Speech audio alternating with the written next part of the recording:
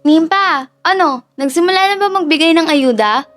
Teka, dapat ko palang itanong, nakalista ba tayo dyan? Sinulya pa ng 28 anyos na dalagang si Nimpa ang kapitbahay na si Marites. Nasa likuran niya ito, nakapila para sa ibibigay na relief good ng pribadong kumpanya na gumagawa ng iba't ibang klase ng tela, ang Texfob Company. Bahagi ang outreach program na iyon ng kumpanya sa annual Thanksgiving event na regular ginagawa ng may-ari nito. Umikot ang mga organizers ng mga barangay at laging kasama ang kanilang lugar bilang benepisyaryo ng tulong at regalo. Kilalang-kilala na nga sa kanila ang negosyanteng may-ari ng kumpanya dahil sa madalas nitong pagbibigay sa kanila. Iniisip niyang kaya sila laging kinokonsidera ng kumpanya dahil sa nasa dagat ang hanap buhay ng karamihan sa kanila at doon lamang umaasa. Isa na nga ang pamilya nila roon. Kahit noong nabubuhay pa ang ina ay ang paglaot ng hanap buhay ng kanyang ama na si Rogelio. Nag-iisa siyang anak ng mga magulang at malaking parte ng kanilang buhay ay ang dagat. Hindi ho taon-taon naman nila itong ginagawa. At lahat binibigyan nila, walang pilian. Mahinang sambit pa niya. Ang problema, baka ikaw, hindi ka bigyan dahil sa ayos mo. Hirit man ang kapitbahay. Sandaling tinignan ni Nimpa ang sarili, suot niya ang isang lumang palda at kamiseta. Hindi naman siya nag-abalang mag-ayos pa para lang sa pagpila. Aling Marites, natural na ho itong ganda ko kung iyan ang pinupunta nyo. Pabirong tugon niya. Natawa naman ang Gina. Ganyan ho talaga yata, karamihan na magaganda, salat sa buhay. Dugtong pa niya para alawin ito habang hindi pa umuusad ang unti-unting humahabang pila. Hanggang sa nagbaling si Nimpa sa unahan. May hinahanap ang kanyang mga mata at kumislap iyon na makita niya ang may-ari ng kumpanya katabi ang barangay captain. Pumila lang ho kayo ng maayos, lahat kayo mabibigyan. Sambit pa ng kapitan. Magandang umaga ho, Sir Victor. Bati ni Nimpa nang sa wakas ay mapatapat sa kanya ang pag-aabot. Para sa inyo, sana makatulong kahit papaano. Wika naman nito. Inaabot ang isang malaking eco bag na kulay pula. Wala akong maliit o malaking tulong, basta galing sa kaibuturan ng puso. Sagot naman niya. Nang umiti ang tingin niya na nasa edad higit 50 na si Victor Abella, ay parang lumiwanag ito sa kanyang paningin. Nimpa, bilisan mo naman dyan! Untag sa kanya nang nasa likurang si Marites, kaya lang siya tila natauhan. Maraming salamat ulit, Sir Victor. Paalam niya rito. Walang anuman. Tugon nito. Nimpa, dito ang daan palabas. Turo sa kanya ng kapitan nang mapansin na nanatiling naroon ang atensyon niya kay Victor. Oo ho, kapitan. Tugon niya. Tipidang iting lumabas sa malaking tarangkahan. Para siyang naglalakad sa ulap ng umuwi. Tay? Tawag agad ni Nimpa nang makapasok sa gawang kahoy nilang bahay. Yan na ba yung bigay ni Sir Victor? Tanong ni Rogelio. Hawak ang lumang tasa at humihigop ng kape. Oho, parang mas nadagdagan kumpara nung nakaraang taon. Mabuti naman kung ganun. At wala pa rin kaming huling isda. May mga ganito talagang panahon na wala halos mahuli kahit na ibang bangka, lalo na kapag malakas ang hangin at alon. Naging malungkot ang anyo ni Nimpa. Dahil ibig sabihin lang yun ay wala siyang mailalako pero pilit siyang ngumiti. Hindi na humbale, habang wala pang ibinibigay ang dagat na biyaya, hahanap ako ng ibang trabaho. Sagot niya. Nagtungo sa kapitbahay kung saan nakatira ang kaibigan. Natatnan niya si Riza na palabas ng pinto at may kip-kip sa baraso ng ilang pirasong damit na isinampay nito sa lubid na sampayan sa labas ng bahay. Riza, baka naman naghahanap ng kasambayang amo ni Aling Salve. Naupo siya sa kahoy na upuan upang pinapanood ito sa ginagawa. Paano mo nahulaan sasabihin ko? Naghahanap nga ng 2 kasambahay yung amo ni nanay. Gusto mo, subukan natin mag-apply? Nang matapos sa pagsasampay si Riza ay tinabihan siya nito. High school lang ang pareho nilang natapos. Sumubok din sila ang maghanap ng ibang trabaho. Pero dahil madalas nilang makasabay ang mga may pinag-aralan, ay lagi silang nabibigo. Nang hapon na iyon ay natungo sila sa Highland Village, isang pribado at eksklusibong tirahan. Puno ng mangha na pinagmamasdan nila ang tila malapalasyong gate sa entrada. "Nay!" sambit ni Riza. Hinawakan siya nito sa braso para sabay silang tumawid sa kalsada palapit sa tarangkahan. "Ano pa bang ginagawa niyong dalawa riyan? Pumasok na kayo!" saad ni Salve, ang ina ni Riza na matagal na naninibilhan bilang kasambahay sa isang mayamang pamilya. Nauna si Salve, kasunod ang dalawang dalaga na lakad-takbo ang ginawa sa ganda ng paligid. Lahat ay perpekto, ang pagkakatindig. Bawat bahay ay may angking ganda. Siguradong milyon ang halaga. "Alam na ni Sir na darating kayo," saad ni Salve. Huminto ito sa isang tarangkahan na mataas. Marahan, iyon ay binuksan ng gwardya. Nakita ni Nimpa at Riza ang di mabilang ng mga sasakyan na napakaparada sa malawak na labas. "Nay! Nay! Pinagmamayari po ba yan lahat ng amo nyo?" tanong ni Riza na nakatingin sa isang kotseng pula. "Oo." "Ay, teka! Nariyan na si Sir Victor!" Napako ang mga paa ni Nimpa sa narinig na pangalan. Maglalakad na ang mag-ina papasok sa bahay nang habulin niya at pigilan ang dalawa sa kamay. "Nariyan na ho siya sa loob?" "Oo, kakarating lang galing sa barangay natin." Napatingin siya kay Riza. "Bakit?" tanong nito. Wala naman." Kilala naman niya. "Di ba kilala mo si Sir Victor? Yung byudo at matandang amo ni nanay? Itinago lang ni nanay sa pamilyang Abella siya nagtatrabaho para na rin maging pribadong buhay nila Sir Victor." Paliwanag ni Riza. Naunawaan naman niya iyon. Sa dami ng negosyo ng pamilyang Abella, mahalaga na maiprotektahan ang personal na buhay ng mga ito. "Huwag mo naman siyang tawaging byudo at matanda." Mahinang hirit niya. 55 na si Sir Victor. Wala nang asawa ng halos 7 taon. Kaya byudo na siya. Ano palang gusto mong itawag sa kanya? Kailan pa man ay hindi nakita ni Nimpa na matanda si Victor, kahit pa doble-doble ang edad nito sa kanya. Natili kasing matikaas ang katawan nito at may taglay na gandang lalaki. Madalas niya na umakita si Victor sa barangay nila sa pangkagawa.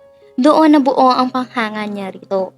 Higit sa pisikal nitong anyo at kabuhayan, ang puso nito para sa kanilang salat sa buhay ang talagang mas nagpahanga sa kanya sa negosyante. "Ano?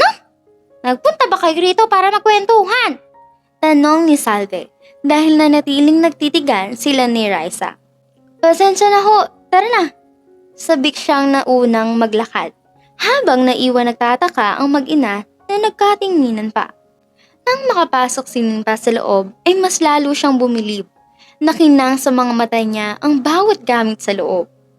"Manang, nariyan na ba ang mga aplikante?" Rinig niya ang boses na iyon mula sa hagdan. Nang makita ang magiging amo ay napangiti siya. Magandang araw, Sir Victor!" Huminto sila sa sala at minati ito. "Magandang araw din sa inyo." "Sir, sila ang mag-a-apply bilang kasambahay." Nakatayo na sina Salve at Riza sa tabi niya. "I see. Kilala mo naman sila, Manang, hindi ba?" Usisa ni Victor. "Oho, panganay ko kong anak si Riza at kapitbahay ko naman si Nimpa. Hindi na ho siya iba sa amin." "Kung ganoon, lahat kayo taga San Isidro?" "Oho, sir," sagot ni Salve. "Alam kong mabuting tao ang mga taga roon. Kaya Riza at Nimpa, pwede na kayong magsimula ngayong araw." Pigil ang tuwa ni Nimpa nang marinig iyon sa ngumiting si Victor. Tumalikod na ito pero muling humarap sa kanila. "Anyway, kailangan ko ng isa na magiging assistant para sa..." "Ako ho!" Putol niya. Itinaas pa ang kamay. Napatingin sa kanya sina Salve at Riza. "Sigurado ka?" Panigurado ni Victor. Oho! Ako ho! Pwede akong mag-assist sa inyo." Pagbubuluntarin niya. "Hindi sa akin, Nimpa." Nakangiting pagtatama nito. "Ay, hindi ho kayo?" Napunit ang ngiti sa labi ni Nimpa. Dahan-dahan ibinaba niya ang kamay. "Sa edad ko na ito, kayang-kaya ko pa naman ang sarili ko. Kailangan ko ng assistant para sana malalay sa anak ko. Paliwanag ni Victor. At sige, ikaw na lang ang kukunin ko para sa kanya, Nimpa. Mauna ako sa inyo, ikaw nang bahala sa kanila, Manang Salve. Paalam nito. Napabuntong hininga na lang si Nimpa nang tuluyang umalis si Victor. Swerte mo naman, Nimpa! Binalingan niya si Manang Salve nang sabihan niyon. Bakit ho? Napakabait ng anak ni Sir Victor. Sa tono nito ay parang kabaliktaran ang sinasabi. Ang kwento niyo sa akin nun, hirap kayo sa anak ng amo niyo. Sabat ni Riza na tinitignan pa ang kaibigan. Totoo ba yun, Aling Salve? Tanong niya na nakadama na hindi maipaliwanag na kaba. Akala ko ho kasi. Di na naituloy ni Nimpa ang gusto sanang sabihin. Sa ilang tahong paghanga niya sa negosyante ay wala siyang pinagsabihan na kahit na sino. Wala naman siyang balak aminin iyon kahit mismo kay Victor bilang paggalang dito at sa mamaya pa nitong asawa. Anong akala mo? Usisa ni Riza na naghihintay ng isusunod niya. Wala naman. Siya nga ho pala, Aling Salve. Ilang taon na ho ba yung anak ni Sir Victor? Pag-iiba niya. Sabay-sabay silang naipagtag ng umangaliwlaw na sigaw. Magkapanunod silang tumingala sa itaas kung saan galing ang boses na iyon. Manang! Hala, sige, magbihis na kayong dalawa. Naroon na ang magiging kwarto ninyo sa kaliwa. At ikaw, Nimpa, pagkatapos mo magbihis, makyat ka sa itaas at ipakilala kita sa anak ni Sir Victor. Nagmamadaling pahayag ni Salve. Manang! Manang! Patuloy ng boses sa second floor ng bahay. Nandyan ako, sir! Sagot ni Salve na nagkumahog umakyat sa hagdan. Magbihis na tayo para makilala mo ng amo mo. Iginaya ni Riza si Nimpa at nagtungo sa sinabi ng ina. Suot nilang dalawa ang parehong uniforme ng kasambahay nang makalabas ng kwarto. Umakyat si Nimpa sa hagdan pero nakasalubong nito roon si Salve na may hawak ng tuwalya. Halika, Nimpa! Nakababa na si sir nasa pool. Ikaw, Raisa, doon ka sa kusina at magiwa ka ng prutas. Nagmamadaling mando nito. Hawak-hawak ni Salve ang kamay ni Nimpa at sabay na lumabas sa malawak na pool area. Sir Tristan, nandito na ang tuwalya niyo. Anunsyo ng matanda. Natanong niya ang matangkad na lalaking kaahon lang sa swimming pool. Nakapakurap ang kanyang mga mata nang makita ang papalapit na binata. Dalawa lang ang naging anak ni Victor sa mapayapa nitong asawa at pareho ang iyong lalaki. Ang panganay na si Jacob natapos ng kursong accountancy na nasa Bulacan para pamahalaan ang ilang bangko roon na pagmamayari ng pamilyang Abelia. At ang 30 anyos na bunso na si Tristan nagtapos naman ng kursong Bachelor in Business Administration sa Amerika. Wala pang isang buwan na makauwi ito sa bansa para pag-aralan ang paghawak sa kumpanya ng ama na makaplano ng magretiro. Manang Salve, please get me. Hindi na natuloy ni Tristan ang pag-uutos ng mapansin ang babaeng nasa likod ng kasambahay. Magandang araw ho, sir. May ngiting bati ni Nimpa. Who is she, Manang? Siya ho ang kinuhang assistant ng daddy nyo para sa inyo, sir. Got it. Manang, you can go. Utos nito sabay kuha ng towel sa matanda. Kinuskus nito ang basang buhok pagkatapos ay tumalikod na. Bumaling at bumulong si Salve sa kinakabahang si Nimpa. Ikaw nang bahala kay Sir Tristan, ha? Oo, napipilitan na tugon niya. Naglakad na ito palayo nang sinundan naman niya ang tingin. I'm thirsty. Kuha mo ako ng mainom. Niliga niya ang among nakatalikod at nagpupunas ng basang katawan. Nang lumingon ito ay nagulat pa siya. Are you deaf? Makasalubong na kilay na tanong nito. Ay hindi pala. Nauutal niyang sagot. Kumunot ang noo ng gwapong lalaki. Ang ibig ko pong sabihin, kukuha ko na kayo. Pumasok muli siya sa loob. Nagdiretso si Nimpa sa kusina. Binuksan ang tigla aparador na refrigerator. Naguluhan pa siya kung ano ang kukunin sa dami ng inumin na naroon. Napilitan siyang kunin ng orange juice. Isinalin iyon sa baso pagkatapos nagmamadaling bumalik sa pool area. At ang tagal mo naman, Mr. To. Mas matanda ka pa ba kay Manang Salve? Reklamo ni Tristan na nagmulat ng mga mata. Nakahiga na ito sa full chair at nakabalandra ang mabato nitong katawan sa sikat ng araw. Pasensya na po, sir. Heto, iniligay ni Nimpa ang baso ng juice sa mesang nasa likuran ni Tristan. I hate orange. I hate oranges. Nagtaka ang anyo ni Nimpa sa seryosong sinabi ni Tristan. May mata po ba kayo sa likod, sir? Tanong niya at sinipat pa ang likod ng ulo nito. Hindi naman natitinag si Tristan sa pagkahiga ni hindi nito sinulyapan ang dalang inumin niya. Kaya paano nito nalaman na orange juice ang dala niya? Mr. To, kaya nga mayroon tayong ilong para gamitin, diba? I can smell the fresh orange juice. Kasuwal nitong sagot. Sunod-sunod siyang suminghot na kapagtatangkang hindi naman niya iyon naamoy. Marahil mas unang gumana at nakuha ng kanyang mga mata ang malamodelang katawan ni Tristan. Kung ganun para po pala kayong hayop, sir. What do you mean by that? Wala naman po. Kasi naman, hindi niyo rin sinabi kung anong gusto niyo.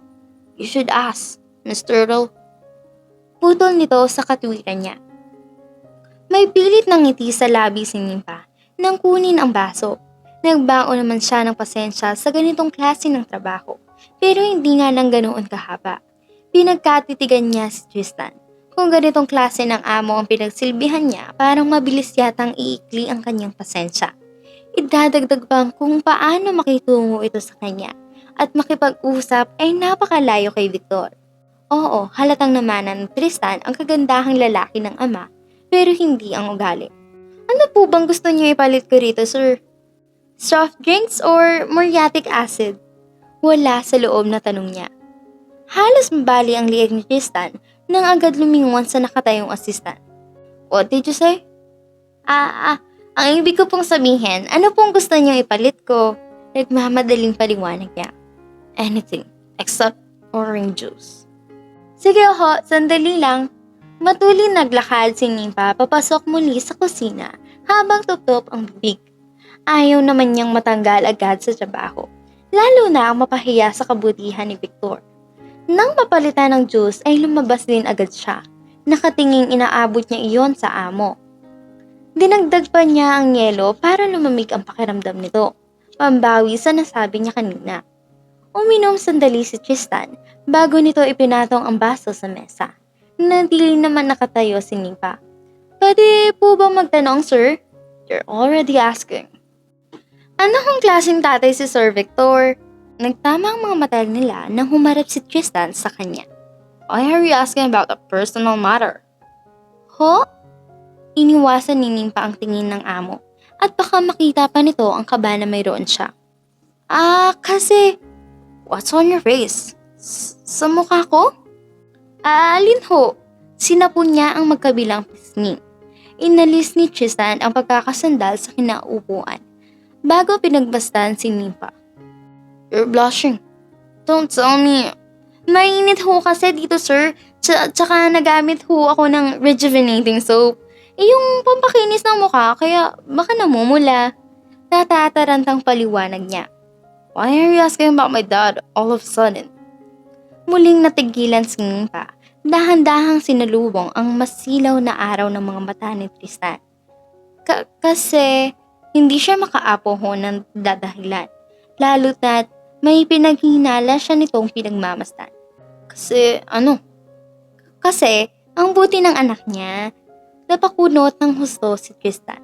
Kasi mukha ako kayong mabuting tao kaya napaisip ko kung paano naging tatay sa iyo si Sir Victor. Siguro naging huwarang siyang ama. Tumayo ang nakangising amo, tumukuhang kay Nimpa. Dahilan para may atras niya ang mga paa. Napakalapit ng mukha nito, halos magkapalit sila. You know what? That's strange. You're the first person to ever compliment me. May ngiting wika ni Tristan habang nakatitig sa kanya. Talaga ho? Nagbaling pa siya sa kung saan habang patuloy sa pag-atras. Mali pa yata siya ng idanahilan. Kung nasabi man niya yon, ay para lang may irason. Anyway, anong pangalan mo? Muli niyang sinalubong ang mga mata ng binata. Nimpa Raganda po. Sa huling pag-atras ni Nimpa ay ang paglaki na namimilog niyang mga mata. Napaangat ang dalawang braso niya pahalang sa era, habang nakabitin ang mga paa. Nice meeting you, Nimpa. Hinawakan ni Tristan ang dalawa niyang kamay para pigilan sa pagkahulog sa pool.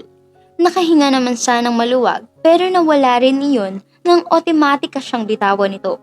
Ramdam niya ang paglubog sa tubig. Mabilis niyang kinawag ang mga paa para makaaang. Habulin nga siya habang makasabog sa muka ang basang-basang buhok. May ngiting nakaasar naman ang amo na pinagmamasdan siya. After mo dyan, mag-shower ka. Alis tayo. Bilin ni Tristan. Tinalikuran na siya nito. Kaswal pa na nang inom ang natirang juice sa baso bago naglakad papasok ng bahay. Inis na hinampas ni Nimpa ang tubig sa gigit. Miss Turtle! Miss Turtle! Nang marinig ang tawag ng binata sa loob ng bahay, ay visit siyang umahon. Muli siyang pumasok sa loob, nagdiretso sa kwarto at nagbihis. Sa paglabas niya ay hinarang siya ni Raisa. Parang nahit mo ang jackpot sa anak ni Sir Victor. Mahina pero kinikilig na sambit nito na hinawakan pa siya sa kamay. Anong ibig mo sabihin jackpot? Naguguluhan niyang tanong. Muntik na siyang nawalan ng balanse nang hapasin siya sa braso ni Raisa habang naroon pa rin ang click. Ito naman, kay gwapo-gwapo kaya ni Sir Tristan. Matangkad, maputi at kumpleto ang abs. Parang ang sarap parang gawin ng una ng bisig niya. Puno ng pantasya pang tumingala ito na parang nangangarap ng gising. Napailang na lang si Nimpa. Tumako ang atensyon niya kay Manang Salve na may kausap sa cellphone. Sir Victor! Agad na nanlaki ang mga mata niya sa narinig na pangalan. Hindi siya nagkamaling kausap nito si Victor. Iniwan niya si Raisa, pasimpleng lumapit sa matanda. Hinihintay niyang matapos ang pag-uusap ng mga ito. Si Sir Victor ho ba yun? Tanong niya habang nangingiti. Oo, nagbibili ng hapunan. Nasaan daw ho siya? Nasa kumpanya. Saan ho yun? Naputol ang sasabihin ni Nimpa nang may dumagan sa ibabaw ng kanyang balikat. Nang tumingala ay naroon si Tristan, parang batang musmos siyang akbay at akbay na iginaya na maglakad. Teka, sinulyapan pa niya ang mag-inang habang palayo. Wala siyang nagawa kundi kumaway sa mga ito. Habang parang nasasakal sa mabigat na braso ng binata, basta-basta rin siya nitong binatawan. Here! Ibinato ng casual ni Tristan ang susi na may pagtakang sinalon ni Nimpa. Ano ang gagawin ko rito, sir? Obviously, you're going to drive the car for me, Miss Turtle. Marahanan nilingi ni Nimpa ang tila laraang pulang kotse sa estilyo. Sir Tristan, hindi ho ako marunong magmaneho. What? Ang billing ko kay Dad kumuha ng assistant na total package. In short, maasahan sa lahat. Wait, I'll call him. Dahil laking mga mata, pinanood niya ang pagkuha ni Tristan ng cellphone mula sa bulsa. Sandali. Maliksi siyang lumapit rito. Nakatingalang pigil na pigil ang braso nito. Tatawagan ko si Dad. Sasabihin ko na walang silbi ang hinar niya. Sandali lang, hindi ka naman mabiro. Nangingiting sambit niya. Hindi niya hahayaang masira agad ang imahe niya kay Victor. Hindi pwedeng maireklamo sa kanya ang anak nito. What? Iniwas nito ang braso at hinarap si Nimpa. Kaya kong magmaneho. Kumunot noon si Tristan. Are you sure? Alaga ng tango niya nang sulyapan ang kotse. Kayang-kaya. Halos ayaw lumabas iyon sa bibig ni Nimpa. Alright, let's go, Miss Turtle. Sumakay na si Tristan sa passenger seat. Siya naman ay nagtungo sa kabila. Hinawakan ng magkabilang kamay niya ang manibela. Marunong naman siyang mag-drive ng motor dahil kapag nagtitinda ng isda ay humihiram siya sa kapitbahay. Sana naman ay magamit niya iyon ngayon. Kaya mo yan, Nimpa. Parang motor lang yan. Kausap niya sa sarili. Anong binubulong-bulong mo dyan? Nilingan niya si Tristan. Wala ho. Drive. Yes sir. Aray! Ano ba? Marunong ka ba talaga magmaneho? Nakahawak si Tristan sa gilid ng nakasaradong bintana. Habang nakataas ang dalawang paa, simula pa lang ng pag-abante ng sasakyan ay gumigewang na. Takot naman na sumigaw si Nimpa na hindi alam kung saan ikakabigat ang manibela. Humingi na kayo ng tawad sa Diyos, sir! Ito na yata ang katupasan natin sa mundong ibabaw. Mang iyak-iyak na sambit ng dalaga. Akala ko ba marunong ka magmaneho?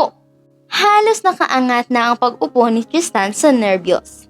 Gulong-gulo ang dalawa sa loob ng kotse. Mabuti na lang at walang masyadong sasakyan sa daan. Ikaliwa mo! Kakabangga ka! Utos ng binata habang halos lumuwa ang hindi makapaniwalang mga mata. Nakikita nito ang mga taong kusang tumatabi sa gilid ng kalsada. Sir, paano po ba ito hihinto? Hiyaw ni Nimpa na hawak ang hindi makontrol na manubela. Magpreno ka! Hinihingal na sagot ng amo habang puno ng tensyon ang kanyang nakatingin sa daan. Yumuko si Nimpa para hanapin ang paan ng preno. Nimpa, apakan mo lang ang brake! Itinaas niya ang muka at agad na tinakpan ang preno. Sa lakas ng paghinto ay parehong humampas ang likuran nila sa kinauupuan. Parehong hinihingal habang walang kagalaw-galaw sa loob ng kotse sina Tristan at Nimpa. Thank you, Lord! Napaantada pa ang dalaga nang makabawi bago unti-unting nilinga ang katabi. Kala ko ba marunong ka mag-drive? Marunong naman ho, pero ng motor. Sagot ni Nimpa na may alangang ngiti. Napahinga na lang ito dahil sa inis. Patabog na inilis ang suot na seatbelt at bumaba. You're going to kill me, baba! Gigil na aning ni Tristan. Kahit hilo ay sumunod siya rito at bumaba ng kotse. Nagkasalubong silang dalawa sa unahan ng sasakyan. Akma hahakbang sa kanan ang amo pero doon din ang hakbang ng paa niya kaya tila sila nagpapantitero. Get out of my way! Piko na utos ng binata. Yes sir! Para siyang robot na tumalima. Pero natigilan din ng hindi kumilos si Tristan. Sa halip, itinuro nito ang daan para paunahin siya. Salamat po sir! Tahimik na nagsimula na magmaneho si Tristan nang makapasok sila sa loob ng kotse. Papasensya na talaga Sir Tristan. Saan nga po pala tayo pupunta? Nahihiyang tanong ni Nimpa. You'll know when we get there. Kalmadong sagot nitong nahalata pa rin ng inis sa anyo. Nahihiyang isniksik ni Nimpa ang sarili sa kinauupuan. Sana lang ay hindi nasabihan ni Tristan kay Victor ang nangyari ngayong araw. Na muntik na niyang hihatid sa huling hantungan ang anak na ibinilin nito. Huminto ang kotse nila sa isang restaurant at naunang pumasok si Tristan sa loob. Inukupahan nito ang isang silya bago tinigala si Nimpa na natiling nakatayo sa gilid. What are you doing, Miss Turtle? Even a dog could sit. Kaya mupo ka na. Utos niya rito. Tumalima naman ito. Umorder ang binata nang dumating ang waiter. Bago muli silang naiwan ng assistant. Nasaktan ka ba kanina? Ho? Tanong ni Nimpa. Nagtagpo ang mata nila ng amo. Lalo bang napuruhan yung tenga mo? Tinanong kita, nasaktan ka ba? Umiling lang si Nimpa at natitigan si Tristan. Ma'am, sir, here's your order. Magalang na sambit ng waiter sa pagitan nila. Ipinatong ang umuusok ng mga pagkain. Let's eat. Umpisan Tristan. Kinuha nito agad ang kubyertos at nagsimulang kumain pero agad din natigilan. Sir Tristan, bakit ho? Sumenyos ito kay Nimpa at tila may gustong sabihin pero wala namang lumalabas sa bibig ng binata. Tao ho ba to? Bagay? Lugar? Hayop? Nasabik pa ang dalaga sa huling salita sa tila pagpapahula ng amo. Napapikit si Tristan. Sandali pa itong yumuko at tinala ang tingin sa paligid. Bago muling ibinalik ang atensyon sa kaharap. Mangiyak-ngiyak itong nakatingin sa assistant. Itinuro ng binata ang lalamunan habang tensyonado ang anyo. Nabulunan kayo? Doon lang napagtanto ni Nimpa ang hirap na sa paghinga si Tristan. Nagmamadali siyang tumayo at lumapit dito. Sandali! Paano ba to? Tarantang tanong niya sa sarili. Pumwesto si Nimpa sa likuran ng binata. Inilagay ang dalawang manipis na braso sa tiyan nito. Nagsimula siyang lagyan iyon ng pwersa pataas para palabasin ang bumara sa lalamunan nito. Nag-alala naman silang pinapanood ng ilang taong nasa loob ng restaurant.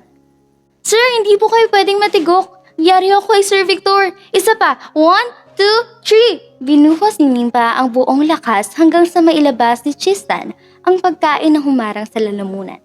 Pareho silang habol hininga. Umiikot pa siya para harapin ang naghihinang banata. Ayos na ho kayo, Sir Tristan? Walang ingat niyang hinawakan sa magkabilang pisngi ang amo. Tumango naman ito. He's still alive! Baling ni Nimpa sa mga kasama sa restaurant. Nagpalakpakan naman ang lahat. Mabilis na kinuha ni Tristan ang pera sa wallet at ipinatong sa mesa. Nagmamadali itong lumabas. Sir Tristan! Habol ni Nimpa. Sumakay ito sa kotse kaya matulin siyang sumakay din at pakaiwan siya ng binata. Bakit hindi niyo ho tinapos ang pagkain niyo? Alangang tanong niya sa nagmamanehong amo. Tell me, ipahalat ka ba sa puwet? Kasuwal na tanong ni Tristan kay Nimpa habang nasa daan ang atensyon. Ano ho? Muntik na tayong maaksidente kanina. Tapos, choke naman ako. Ano ang kinalaman ng balat? So meron nga. Inihinto ni Tristan automatika ang sasakyan. Wala, ang ibig kong sabihin, hindi naman totoong kasabihan na yun. Ang mahalaga ho, buhay kayo, humihinga pa. Tugon ni Nimpa. Idinaan ni Tristan ang sasakyan sa isang drive-thru bago sila huminto sa malapit na pier. Nasa loob sila ng kotse at tanaw ang asul na dagat sa salamin ng kotse. Inabot ni Tristan sa dalaga ang pagkain at inumin. Pero sa halip na unahin ni Nimpa ang sarili, ay binuksan nito ang kahon na lalagyan ng pagkain at inabot pabalik sa binata. Natigilan naman ito at natitigan ang kaharap. Kumain na ho kayo, sir. Nakangiti niyang wika. Here's yours. Inabot ni Tristan sa kanya ang isa pang kahon ng pagkain. Salamat ho. Itinaas ng binata ang muka. Napahinto ito sa pagnguya ng masulyapan si Nimpa na hindi kumikilos.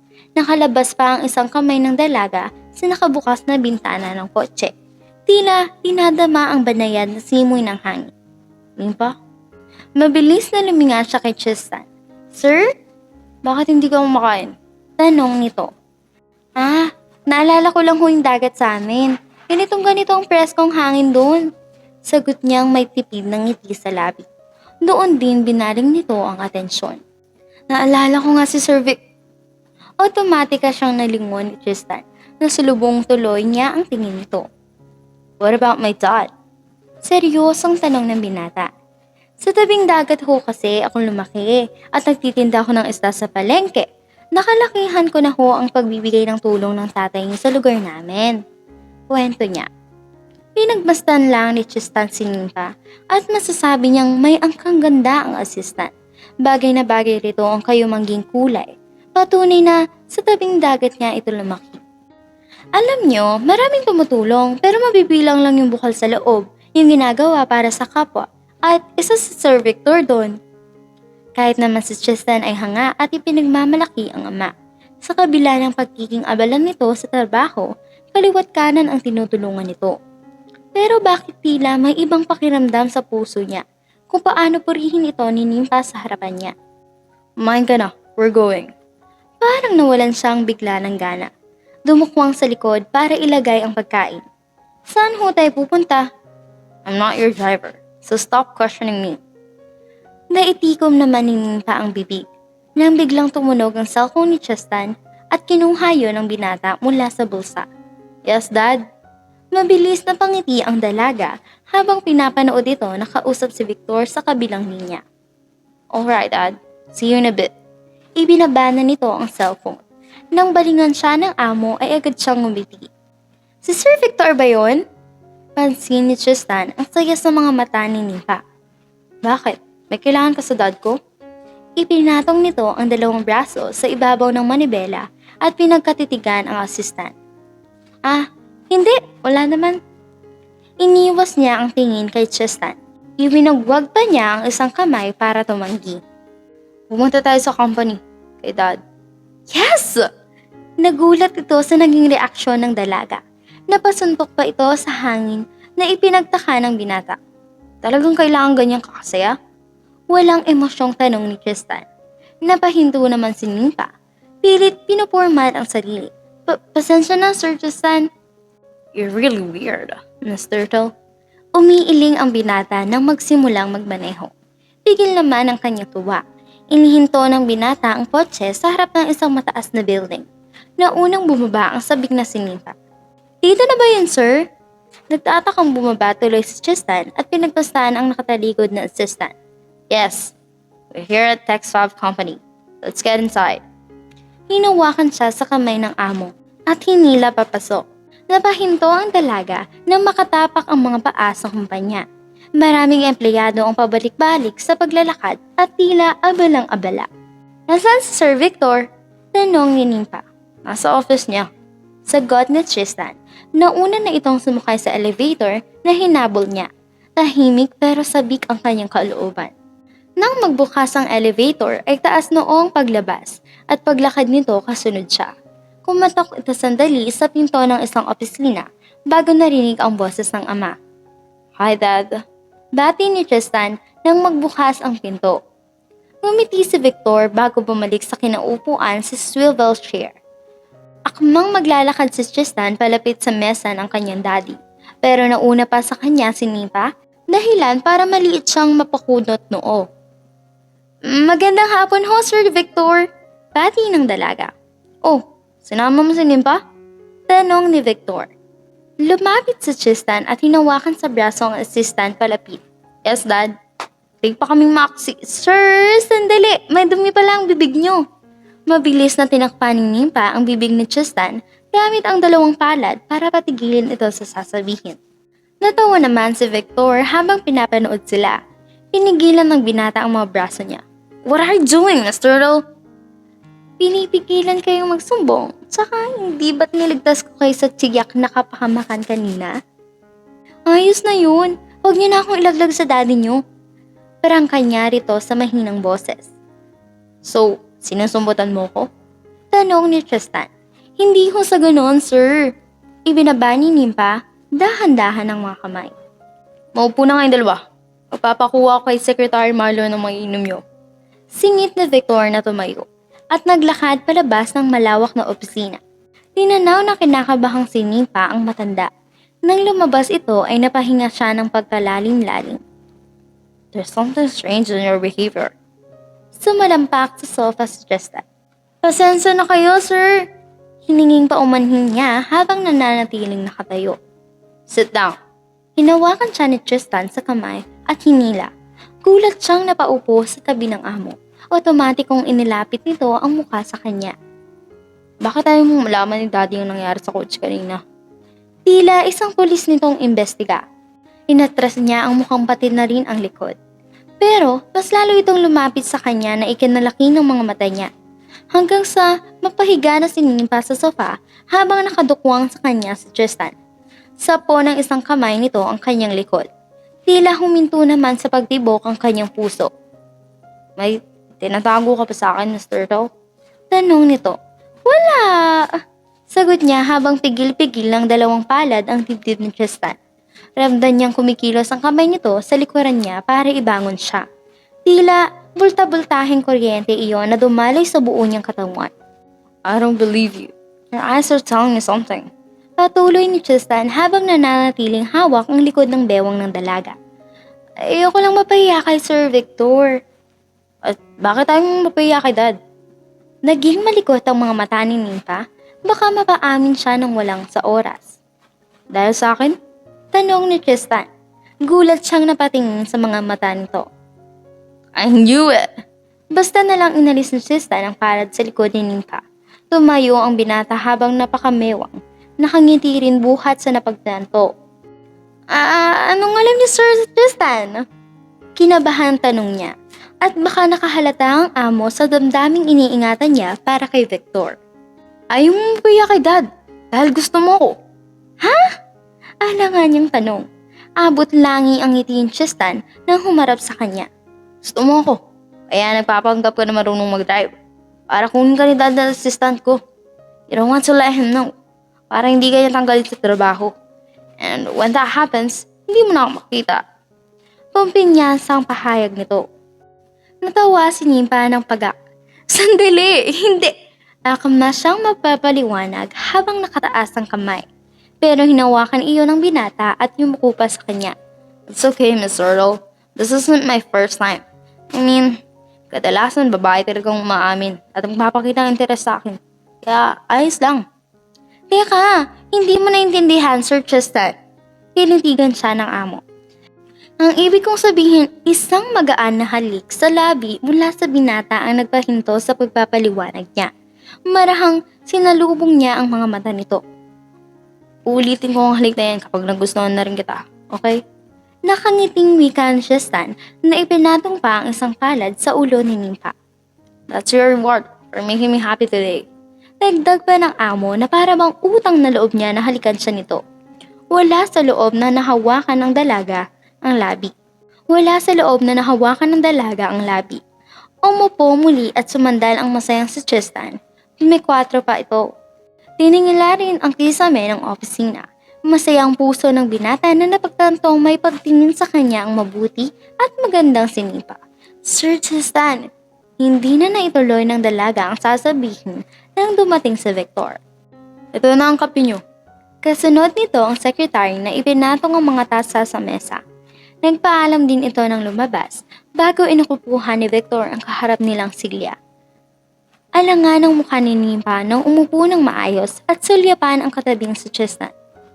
Tristan, kailangan kita mamaya sa meeting with the board members. Ani ni Victor. Yes, Dad.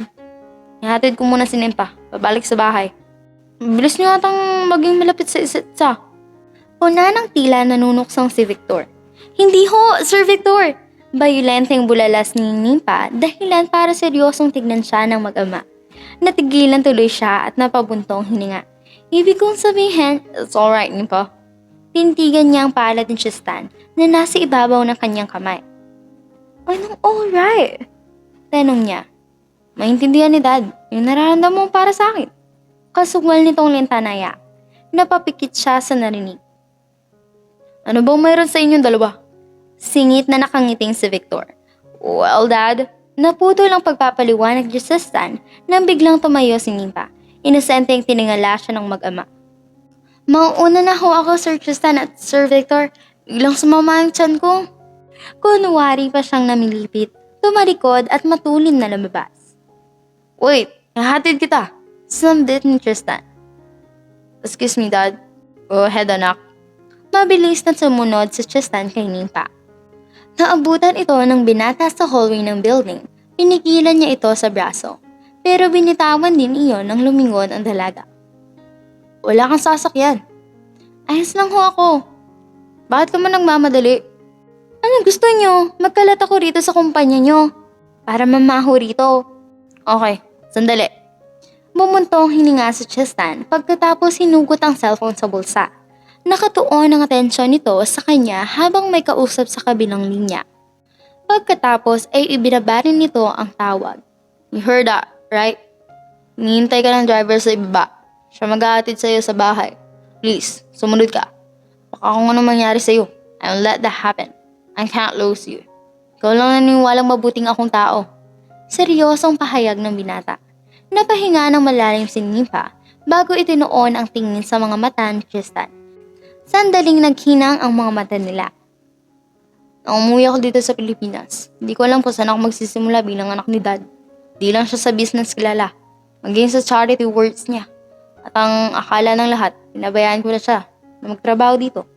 Habang ako nagpapakasaya sa ibang bansa, sa mga nakatingin nila sa akin. But you came.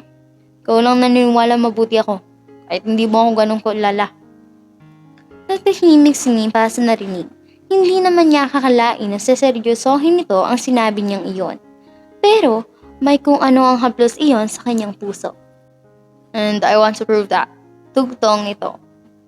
Kung ganon, kailangan niyo nang bumalik sa opisina ni Sir Victor. Siguradong kailangan niya kayo. Huwag niyo po akong intindihin, makakauwi ako na maayos. Tumango naman si Tristan. Nakangiting pinanood na lang ni Nympha ang pagtalikod ng binata. Sa estado ng ama nito ay may hirapan ang binata na may mapatunayan. Pero naniniwala siya na may angking husay din si Tristan. Nang may hatid ng driver si Nympha sa bahay ng mga Abelia, sinalubong agad siya ng sabik na si Riza. Saan kayo nagpunta ni Sir Tristan? Pagod at mabagal siyang naglakad. Nandiyan ka na pala, Nympha. Halika, tuturuan kita ngayusin ang kwarto ni Sir Tristan. Saad ni Salve nang makita siya. Sige ho. Oy, Riza, ikaw naman sikusahin mo mga bagong labada. Baling naman ito sa anak. Umakyat sila sa itaas ng bahay. Binuksan ni Salve ang isang malaking kwarto. Lalagay mo lang ang lahat sa dapat kalagayan. Oho. Yan, doon. Mando ng matanda. Nagsimulang magpulot si Nimpa ng mga gamit na nasa sahig. Hanggang sa iwan na siya ni Manang Salve. Napahinto siya sa tapat ng mesa ng amo. Naroon ang isang picture frame. Napatiti siya sa litrato ni Victor. Pero napakurap din nang makita sa tabi nito ang anak na si Tristan. Hinahaplos niya ang litrato ng binata. Nang magising siya sa ginagawa at kusang binitawan ng hawak. Ano bang ginagawa mo, Nimpa? Tanong niya sa sarili. Matulin siyang lumabas ng kwarto para takasan ang pakiramdam sa dibdib. Madilim na nang lumabas sila ni Riza ng village matapos ang maghapong trabaho. At dahil stay-in si naman ng Silve ay nanatili ito sa bahay ng mga amo. Nimpa, dadaan nga pa lang sa palengke. Ikaw ba? Tanong ni Riza nang huminto. Diretso uwi na ako. Sige, kita na lang tayo ulit bukas. Saad ni Riza. Maliit naman siyang tumango. Tumawid na ito sa kalsada. Siya naman ay diretsong paglalakad nang may bumusina. Sa paglingon ay nakita niya ang nakahintong itim na kotse sa tapat niya. Bumaba ang bintana niyon sa passenger seat at natigilan siya nang nakita. Nimpa, kayo ho pala, Sir Victor. Bulalas niya. Sumakay ka na. Ihahatid na kita sa inyo.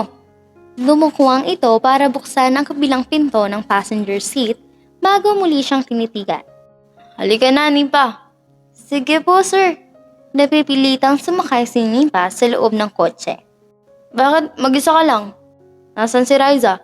Tanong ni Victor na ilang agwat ang layo sa kanya. Nagpunta ko ng palengke, ni hindi niya sinubuhang salubungin ang mga mata nito. Hatid na kita sa inyo ha. Salamat ho, Sir Victor. Nang tumunog ang cellphone nito, ay liham niya itong pinagmasdan. Yes, Tristan. Tumaas agad ang magkabilang kilay niya sa narinig na pangalan. Hatid ko si Nimpa pa uwi. Nadaanan namin siya kanina. Nandito na kami sa highway. Kausap nito sa anak pagkatapos ay biglang ibinaba. Nagtatakang nakatitig si Victor sa cellphone. Bakit ho? Takang tanong ni Nimpa. I don't know. Basta na lang niya akong binabaan ng tawag. Nakangiti yung sumbong nito.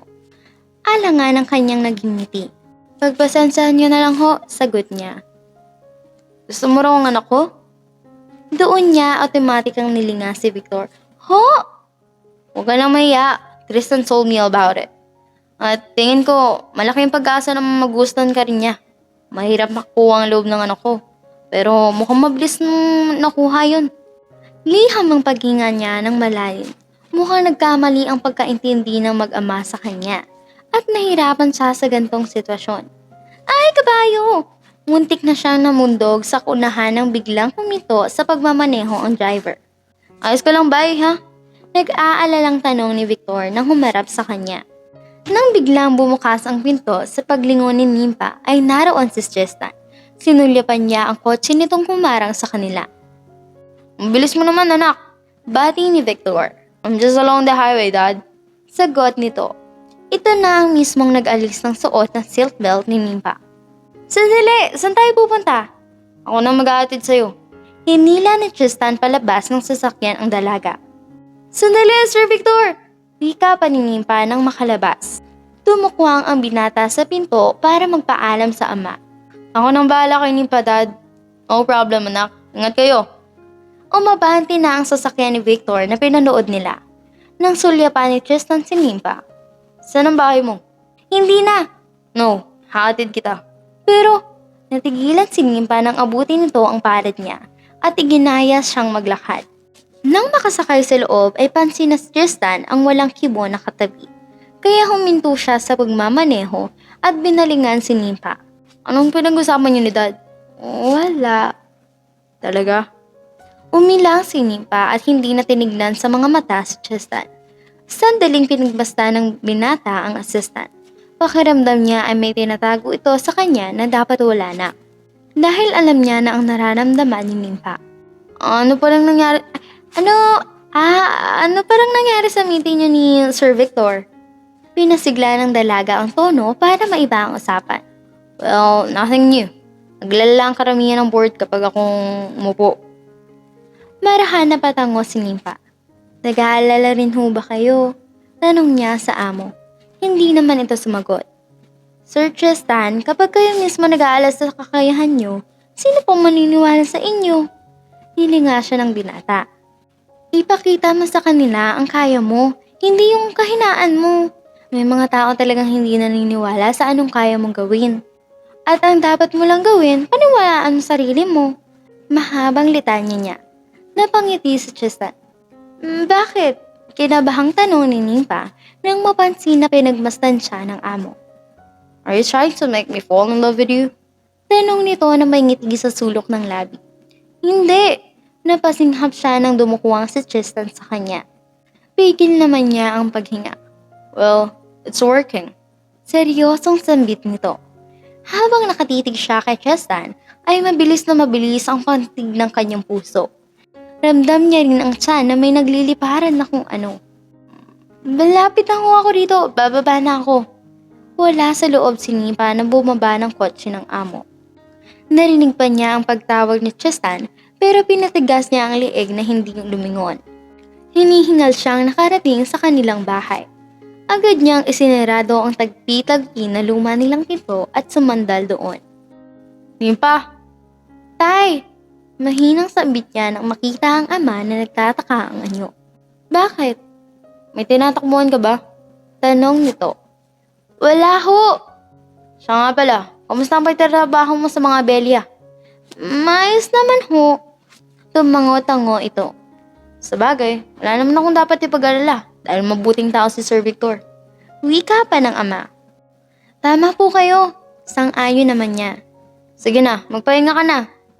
Oho, inawi niyang kurtina ng munti niyang silid bago umupo sa pagpag. Pinakaramdaman niyang mabuti ang puso. May kung ano ang gumugulo roon. Bakit imbis na kay Victor mabilis tumakbo iyon, ay sa binatang anak nito niya iyon naramdaman? Bakit iba ang kanyang kaba kapag sa mga mata siya ni Tristan nakatingin? Sunod-sunod niyang ipinilig ang ulo para alisin iyon sa isip. Kinaumagahan, sabay na nagtungo sa bahay ng pamilya Abelia, sina Nimpa at Raisa. Katulad ng nakatalaga sa kanilang trabaho, ang kaibigan ay sa kusina habang siya ay diretso sa hagdan para puntahan ang binatang amo. Nimpa? Nimpa? Sir Victor? Nabiti ng kanyang paghakbang. Pupuntahan mo ba ang Sir Tristan mo? Nakangiting tanong nito. Oho, sir. Nakauwi ka ba ng maayos kagabi? Oho, sir. Kayo ho ba? Tanong niya. Tumango ito bilang sagot. Sige na, gisingin mo ng Sir Tristan mo at maaga kami sa company. Oho. Nang bumaba si Victor ay may ngiting sinundan niya ang iyon ng tingin. Nakapagtataka, hindi mabilis ang tibok ng puso niya. Ni walang gulo sa kanyang tiyan kapag ito ang kaharap. Napakunot ng si Tristan habang nakapamulsa ng maabutan si Nimpa sa hagdan. Sinundan ng binata ng tingin kung sino ang tinatanong ng dalaga. At nakita nito ang sariling ama. Hey! Sa pagkabigla ni Nimpa ay nawalan siya ng balanse. Akma siyang makulog ng may humablot ng kanyang braso at kabigin ang likod niya. Gulat siyang napatitig kay Tristan na nasa harap niya. Naroon sila ng gitna ng hagdan habang nasa isa't isa ang mga mata. Sir Tristan? Kanino ka ba kasi tumitingin? Inis nitong tanong. Hindi naman niya makuhang sumagot. Are you staring at my dad? Seryosong tanong ng binata habang magkasalubong ang kilay. Walang ingat pa siyang bintawan. Kay daddy ka ba nakatingin? Ulit nito. Sa halip na sumagot ay nagmamadali siyang tumalikod. Maaga raw ho kayo alis. Kaya halina ho kayo rito sa baba para makapag-almusal na kayo. Nagkakandautal niyang sambit. Sunod-sunod naman sa kanya si Tristan pababa. Bakit hindi ka makasagot, Miss Turtle? Impit na tanong nito sa likuran. Bahagya niya itong nilingon habang pigil ang gigil. Gutom lang ho yan, sir. Sagot niya. Natigilan si Nimpa nang hablutin ni Tristan ang braso niya. Nagkaharap sila at nagtagpo ang mga mata. I know what I saw. Matagas na wika nito. Marahan iniwas ni Nimpa ang braso habang nakatitig sa binata. Pakiramdam niya tila gusto nitong paaminin siya. Piko na bumaba ito nang hindi siya sumagot. Good morning, Dad. Hinawakan ni Tristan ang balikat ng ama para batiin ang makarating sa mesa. Nakatayo naman si Nimpa sa gilid sa tabi ni Riza. Okay na kayo ni Nimpa? Tanong ni Victor nang mag-angat ng mukha. We're not done yet, Dad. Pilyo nitong sinulyapan ang dalaga. Si Nimpa naman ay nahihiyang itungo ang ulo. Pasensya na po kayo, sir. Paumanhin niya. Don't worry, walang problema. Tutunga nga ako at nagiging malapit kayo ni Tristan. Sagot ni Victor. Anyways, for today's agenda, haharapin natin ang ilang board members para hingin ang suporta nila para sa'yo. Baling nito kay Tristan. No problem, Dad. I'll try my best to convince them to support me. Riza? Tawag ni Victor sa kasambahay. Sir? Lumapit si Riza. Kamusta si Aling Salve? Bakit? Ano nangyari kay Manang? O si San Tristan? She's not feeling well. Kaya pinanguwi ko muna para makapagpahinga. Sagot ni Victor. Tell her to rest well. Magpapadala ko ng prutas at pambili ng gamot para sa kanya. Seryosong saad ni Tristan kay Riza. Naantig naman ang puso ni Nipa matapos iyon marinig. Nagkamali siyang isipin na malayo ang binata sa ama nito dahil malinaw naman na mayroon itong pagkakatulad kay Victor. Iyon ang pagkakaroon ng malambot na puso sa tulad nila. Dire-diretso si Tristan palabas ng dining matapos sumimsim lang ang kape. Nasapuan nito agad ang dibdib at napaatras nang makita sa labas si Nimpa. Why are you standing there like a ghost? Bulalas nito. Dahil mula sa malaking bintana ay nakatayo ang assistant at naliliwanagan. Natakot ko ba kayo? Pasensya na, Sir Tristan. Humalikip ang binata. Sinipat ng tingin si Nimpa. Kahit sa simple nitong suot na uniforme, hindi niya may kakaila na nangingibagbaw pa rin ang simpleng ganda ng dalaga. Sino nga yung tinitignan mo kanina? Ulit nitong maalala ang hinahabol ng tingin ng assistant. Wala nga. Are you sure? Maliit na tumango si Nimpa. Itinaas na Tristan ang hintuturo. I will just remind you. Ikaw ang may gusto sa akin. Ayok saan faithful. Anak, andun ka na pala. Ready to go? Singit ni Victor na lumabas. Napatingin sila pareho dito. Yes, Dad. Anyway, Nimpa, marunong ka ba magluto? O sisa ni Victor. Bakit ho, Sir Victor? Magpapaluto sana ako for lunch. Sanay kasi akong sa lutong bahay. Oho, ano ho bang gusto nyo? Sabik na sagot ni Nimpa. Kahit ano, tiwala naman ako sa inyo. Ngiting-ngiti siyang tumango. Natigilan si Nimpa nang humarang sa gitna nila ni Victor si Tristan. Nakatikwas ang isang kilay nito. What about me? Hindi mo ba tatanim kung ano gusto ko? Singit nito. Hindi naman po kayo pwedeng mawala, sir. Ano po bang paborito niyong pagkain? Tanong niya. Just cook whatever you like for me. Sagot nito. Wala pong problema. Okay, dala mo na lang ang lunch namin ni Tristan sa company, ha? Bilin ni Victor sa kanya. Yes, sir. Mauna na kami. Nauna si Victor na sumakay sa sasakyan. Galing mo, Mr. Turtle. See you later. Paalam ni Tristan bago tumalikod. Napangiti si Nimpa at sinundan ng tingin ang mag-amang palabas ng bahay. Otomatika siyang nagtungo sa loob at ang diretso ay sa kusina. Ganado siyang magsimulang magluto katulong si Riza. Pagkatapos ay inilagay nila iyon sa mesa. Pinagkatitigan nila ang magkaibigan ang umuusok ng pagkain. Buti na lang marunong ka magluto, Nimpa. At sigurado ako magugustuhan nila yan.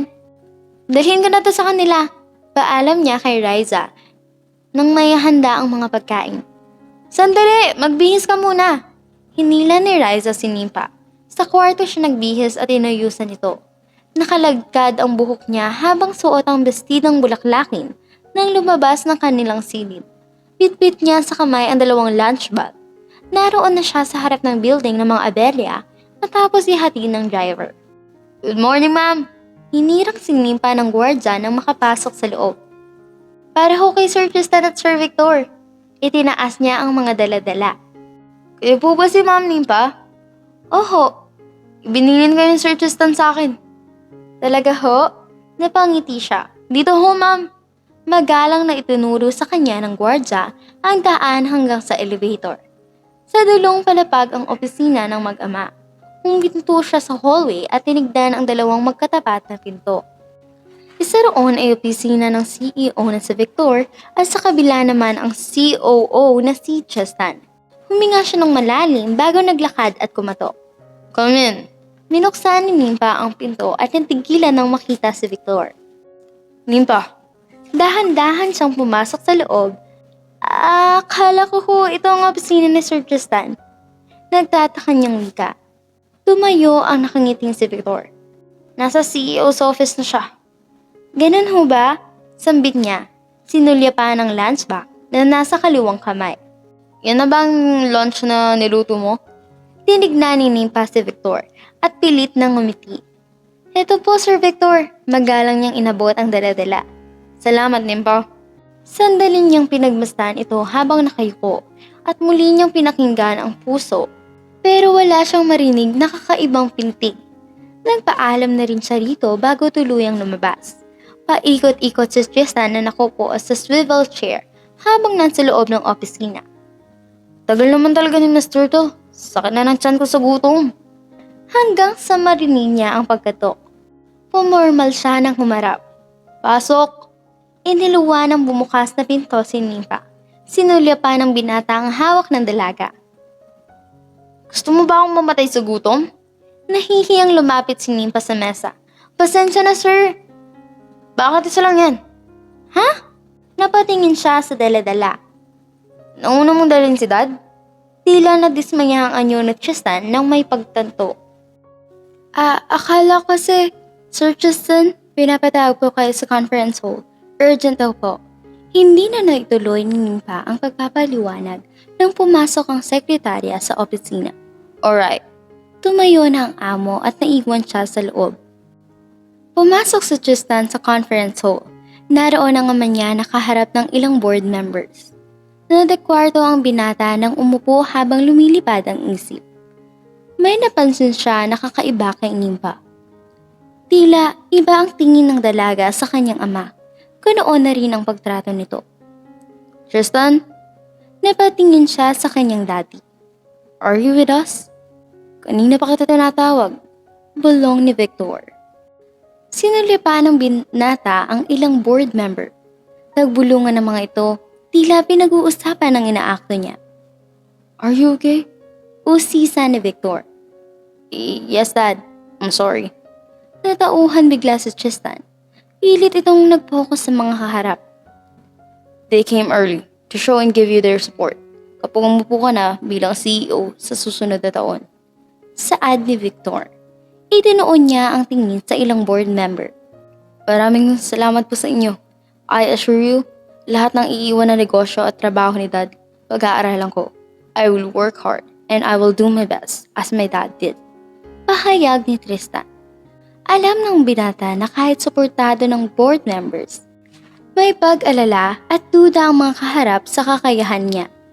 Para sa kanya, malapit na ang daddy niya sa pagiging perpekto.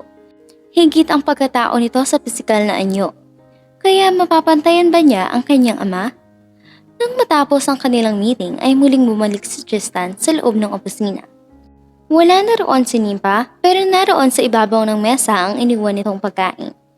Nang makaupo sa swivel chair ay muli siyang nag-isip. Mali ba ako na nakita? Tanong ng binata sa sarili. Bakit? Parang may tinatago si Nimpa sa akin. At may koneksyon na yun kay Daddy. Patuloy ni Tristan. Pagod siyang sumandal sa kinaupuan pagkatapos ay mariin na pumikit. May kung anong bigat sa kanyang dibdib na hindi niya maipaliwanag. Wala sa sariling naglilinis si Nimpa ng swimming pool matapos makauwi mula sa kumpanya ng mga amo. Hawak niya ang pagsalok ng tuyong mga dahon na pumaibabaw sa tubig. Nang bigla siyang banggain sa balikat ni Riza. Mukhang malalim pa sa swimming pool ang iniisip mo ha? Pansin nito sa kanya. Si Sir Tristan ba? Patuloy nito. Hindi. Sino pala? Si Sir Victor? Natigilan si Nimpa at napatitig sa nakangiting si Riza.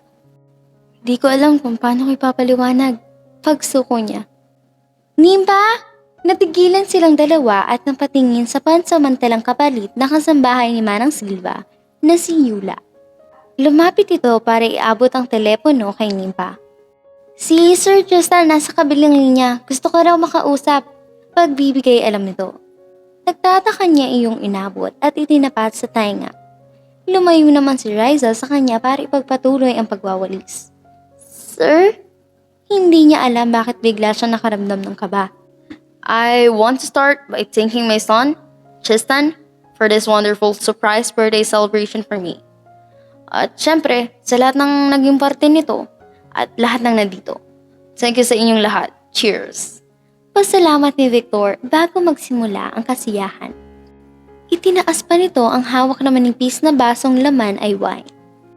Mula sa mesa ay pinanood ni Nipa si Tristan na nakipaghalubilo sa mga bisitang babae matapos magpasalamat ang ama nito. Nasa itsura at tindig ay katulad nitong mayayaman at may pinag-aralan, parang katulad ni Mercy. Hindi naman sa minamaliit niya ang sarili, pero wala siyang kumpara sa mga ito. Simula sa pinag-aralan at sa estado ng buhay. Nang lumapit sa pwesto niya ang binata, ay iniwas ni Nipa ang tingin. Mainis na tinungga ni Tristan ang baso ng alak na hawak.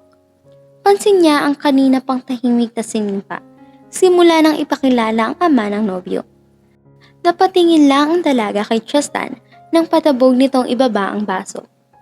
May gusto ko bang sabihin? Seryosong tanong nito. Anong ibig mong sabihin? Takang tanong naman niya. Natitigan ni Nipa ang kaharap. Nakita niyang nagpipigil lang ito ng inis. Bakit parang hindi ka masaya para kay Dad at Mercy? Doon siya natigilan pero agad ding nakabawi. Hindi mo alam sinasabi mo. Magpapalit lang ho ako ng damit. Sagot niya at bumaba ng silya. Kahit hirap sa suot ng sandals at damit ay naglakad siya palayo sa kasiyahan. Mabilis na sinundan siya ni Tristan. May gusto ka ba kay Dad? Hindi pa. Napahinto siya sa tanong na iyon ng binata. Nanatili siyang nakatalikod. Dahan-dahan niyang naibaba ang kamay hawak ang dulo ng kanyang bestida. Bakit hindi ka makasagot? Hinarap niya ang seryosong si Tristan. Naroon sila sa dulo ng mahabang swimming pool. Nangingilid ang mga luha niya. Paano ba niya sasabihin ang katotohanan? Na kay Tristan tuluyang nahuhulog ang puso niya. Pero hindi niya bababago ang katotohanan hindi siya nababagay dito. Napangisi ang binata. So, all along, it was Dad? Hindi mo maintindihan. Sa wakas ay nakuha ni Nipa magsalita. Then make me understand. Napataas ang balikat niya ng inis na sumigaw ang kaharap. Why didn't you tell me? Mahinang tanong nito na puno ng sarkasmo. Nag-uunahan na tumulo ang kanyang luha. Paano ba umabot ang lahat sa ganito? At bakit mas nasasaktan siya para kay Tristan? Bakit hindi ako? Nipa. I'm sure the signs. Dismayadong dagdag pa nito bago tumalikod at mabilis na umalis. Sir Tristan! Tawag niya. Sa paghakbang ay nadulas ang kanyang isang paa. Diretso sa pool si Nipa na hirap sa pag-ahon dahil sa bigat ng suot. Hanggang sa tuluyan na siyang hindi makahinga. Tumatakbo palabas si Riza ng bahay. Hinarang nito ang palabas na kotse ni Tristan. Get out my... Sir! Si Nimpa po nalunod! Putol nito sa bintana. What? Mabilis na bumaba si Tristan sa kotse at muling pumasok sa loob. Nakasalubong nito ang ama na bitbit ang walang maring na dalaga. Kailangan niyong madala sa hospital. Saad ni Victor, nakitang-kita ng binata ang kaba. Nasa labas ang kotse ko. Naunang lumabas si Victor na malungkot na sinundan ang tingin ni Tristan bago huminga ng malalim at tumakbo para sa munod. Alam niyang mas kailangan unahin ang kaligtasan ng dalaga kaysa sa sariling naramdaman. Mabilis na nadala sa hospital si Nimpa. Sina Victor at Tristan ay nasa loob ng kwarto at naghihintay. Lumabas mula roon ang doktor at sinabing stable na ang lagay ng dalaga. Doon lang nakahinga ng maluwag ang binata. I have to go, Dad. Tristan! Pinigilan ito ng ama sa pagtayo. Nimpa needs you here. Hindi akong kailangan niya, Dad. Sagot nito. Pilit na huminga ng malalim para lumuwag ang nasa dibdib. Anak, I'm going. Walang lingon na naglakad sa hallway sa Tristan. Sumakay siya sa kotse. Hinawakan ng mariin ang manibela at tuluyang umalis. Dahan-dahang binuksan ni Nimpa ang mga mata. bago marahang bumangon. Naroon si Victor, pero may hinahanap ang kanyang mga mata. Maayos ka na ba, ha? May luha siyang tinungo ang ulo. Pasensya na ho, Sir Victor. Nasira ko ho ang party niyo. Don't worry about it, Nimpa. Mahalaga, ligtas ka. Sagot nito. Si Tristan ang nagdala sa iyo rito. Doon siya napatingin kay Victor. Sir? Si Sir Tristan ho? Ulit niya. Oo, kakaalis lang niya nang malamang nagkamalay ka na. Pasensya na ho talaga, Sir Victor. Hindi ka sa akin dapat maghingi ng tawad. Napatitig siya rito habang may mga luha.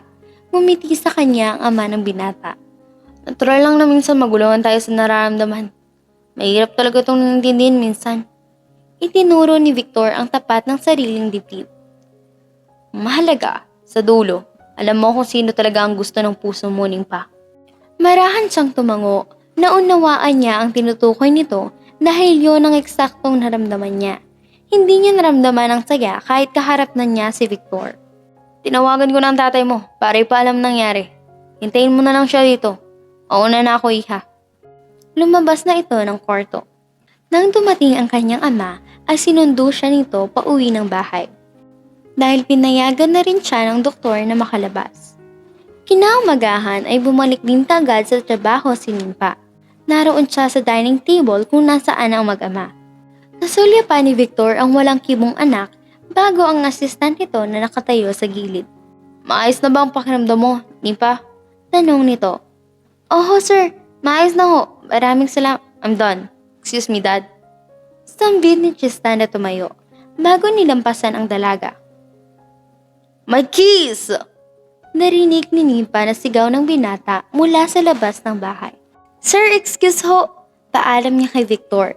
Kinuha niya ang maliit na remote control ng kotse na naiwan nito sa mesa bago nagmamadaling lumabas. Sir Tristan, heto ho. Nang huminto siya sa tapat nito ay inabot niya iyon.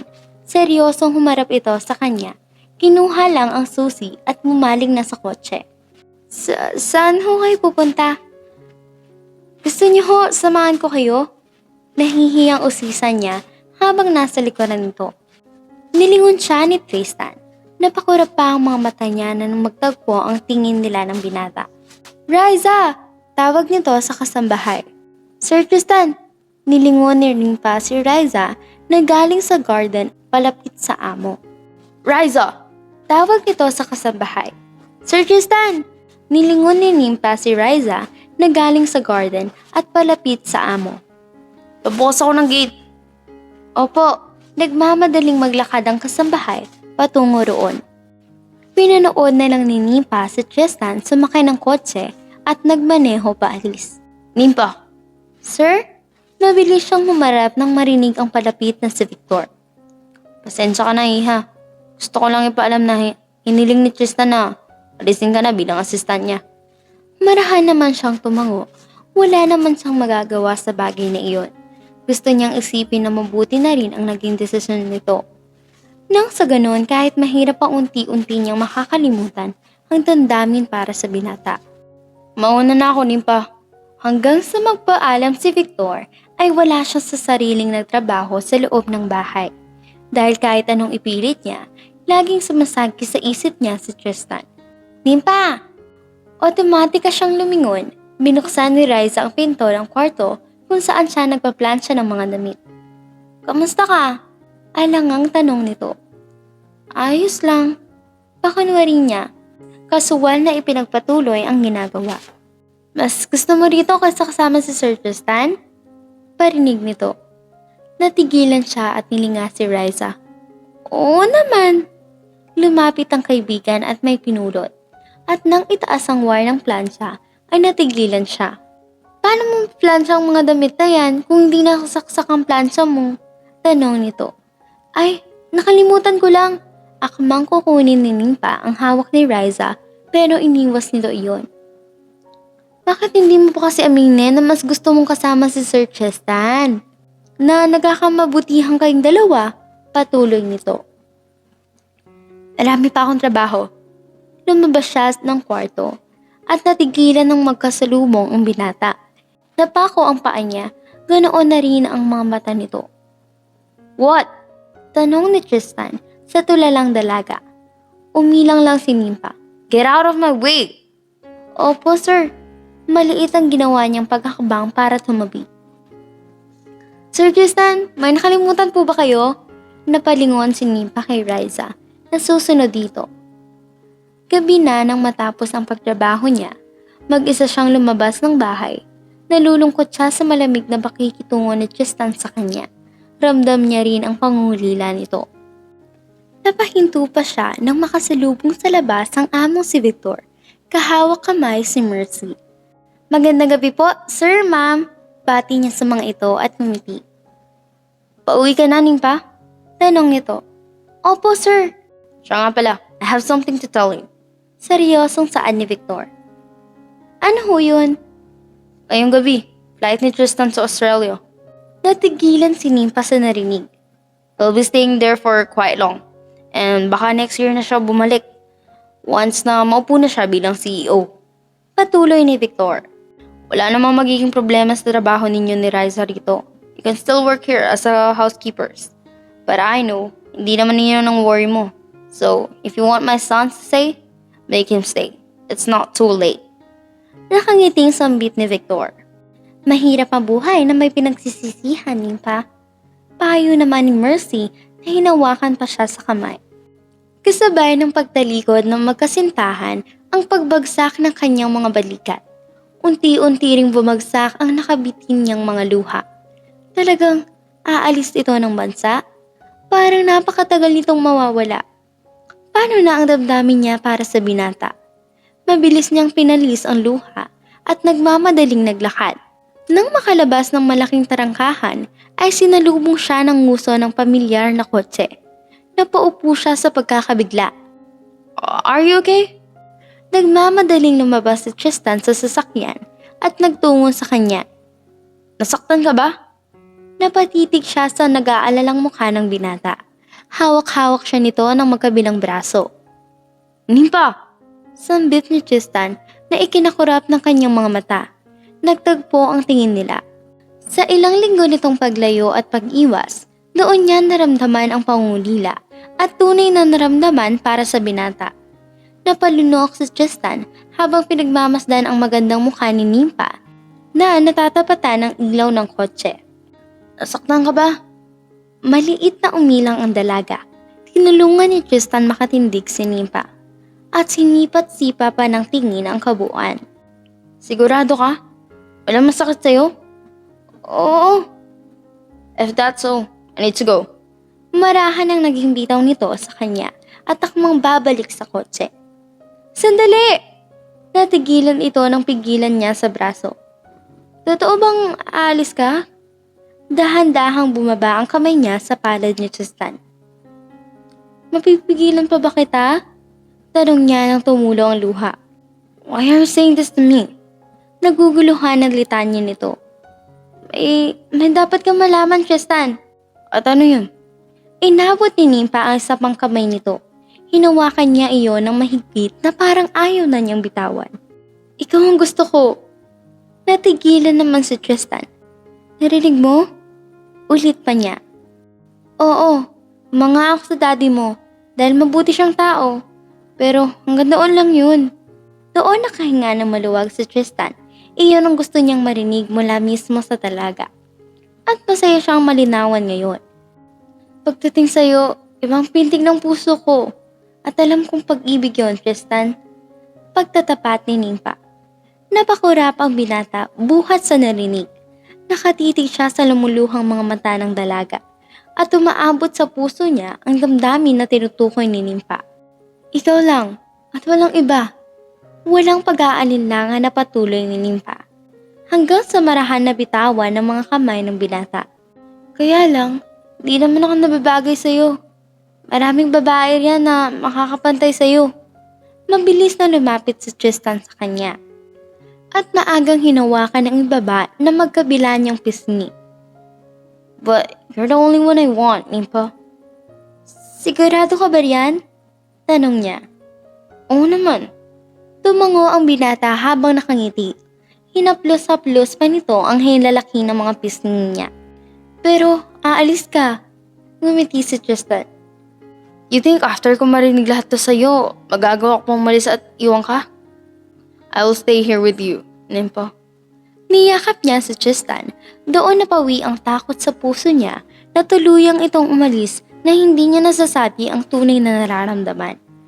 Dahan-dahang kumalas sa kanya ang binata, habang titig na titig sa kanyang mga mata. Marahang kinabig siya ng mga kamay nito sa bewang at yumukod para abutin ang kanyang labi. Ipinakita ni Nympha ang mga mata habang tumutugon sa halik na iyon. Sa gitna ng ilaw mula sa kotse ay malaya nag-usap ang kanilang mga labi. Hanggang sa dahan-dahang lumayo sa kanya si Tristan, sapo-sapo nito ang magkabila niyang mga pisngi. Naalala mo yung sinabi ko sa iyo noon? I told you, hahalikan ulit kita kapag gusto na kita. Tumango siya habang nakangiti, nakatingala rito. Nagulat pa siya nang muli siyang sandaling hagkan nito. Para saan naman yun? Tanong niya. Ang halik na yun ay para sabihin hindi lang kita gusto. Because I love you. Beyond words, Nympho. May luha niyang hinawakan ng isang pisngi ni Tristan. Hindi niya inaasahan na pareho sila ng nararamdaman.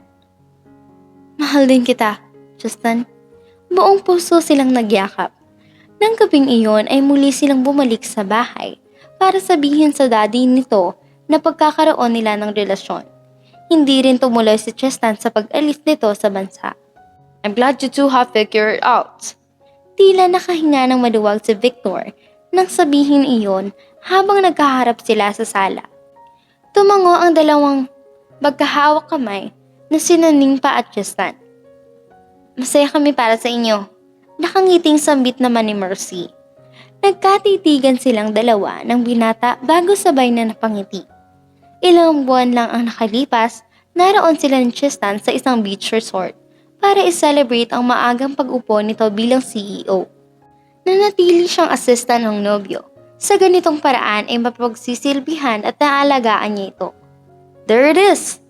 Pagkunwaring turo ni Tristan ang ibon sa kanyang habang nakatayo sila sa tabing dagat. Saan ba? Pilit na tinanaw ni Nympha ang sinasabi nito sa malayo. Wala naman! Natigilan siya nang sa pag-ikot ay nakaluhod na ito sa tapat niya. May hawak na maliit na kahon, laman ng isang singsing. Ngumiti ng maliit sa Tristan bago nagsalita. You're the only one who sees that there's good in me. That I can be what I can be as long as I trust myself. All I want is to be your husband and the father of our children. I can't wait to share my life with you. Will you spend the rest of your life with me, Nympho? Patuloy ni Tristan habang nasisilaw sa papalubog na araw. Oo naman, Tristan. Hindi lang gusto ko ang makasama ka habang buhay. Otomatika itong tumayo para isuot sa daliri niya ang singsing. Pagkatapos nito ay mahigpit siyang niyakap. Nang buwan na iyon ay kinasal sila ni Tristan. Nagdalang tao rin siya sa kauna-unahan nilang anak na mag-asawa. Kasakasama nila sa bahay ang ngayong biyana na si Victor at ang fiancé nitong si Mercy. Ganoon na rin ang kanyang ama, habang nananatiling kasambahay nila sina Riza at Salve. Sa pagtiyanod ng agos ng buhay para kay Nympha, dinala siya nito sa lalaking tatanggapin siya at mamahalin sa kung ano siya. Ngayon, mayroon siyang isang masaya at buong pamilya. Sino bang mag-aakala na ito ang magiging tadhana niya? Marahil, ganun talaga.